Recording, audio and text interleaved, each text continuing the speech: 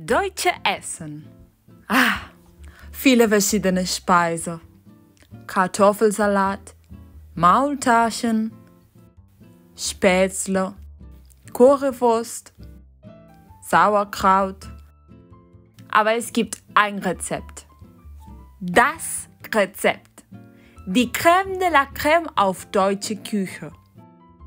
Der Kebab. Am Morgens, am Abend, in der Nacht, nach einer Party.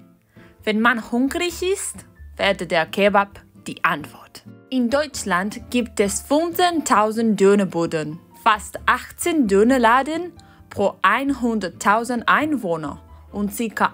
34% des Menschen in Deutschland isst Döner einmal im Monat. Die Dönerindustrie in Deutschland hat rund 65.000 Arbeiter und erzielt 2,5 Milliarden Euro. Es ist immer Zeit für einen Kebab und heute bringe ich euch das Rezept. Hallo, ich heiße Christina und heute werde ich eure Küchen. Los geht's! Vorher sind die Zutaten, die wir für 4 Kebabs brauchen. 6 Hähnchenschenkel mit keiner Haut, eine Teelöffel Salz, eine Teelöffel schwarzer Pfeffer, ein halber Teelöffel Rosmarin, ein halber Teelöffel Kreuzkümmel, eine Teelöffel Zwiebelpulver und ein halber Teelöffel Knoblauchpulver, Petersilie, süße Paprika und Monotronium-Glutamat und auch einen Teelöffel Oregano. Das Rezept ist sehr einfach zu kochen.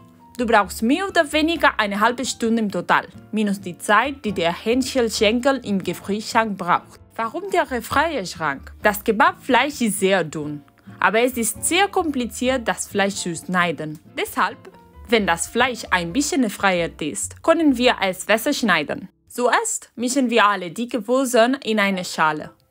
Danach überschützen wir die Hähnchenfleisch mit den Gewürzen. Dann kommt der Gefrierschrank. Wir legen das Fleisch im Gefrierschrank für ca. 30 Minuten bis eine Stunde. Während die Zeit beträgt, können wir unser Obst zubereiten. Mein Lieblingsobst mit Kebab ist ein Romana-Salat, den ich sehr dünn geschnitten habe. Chop, chop, chop!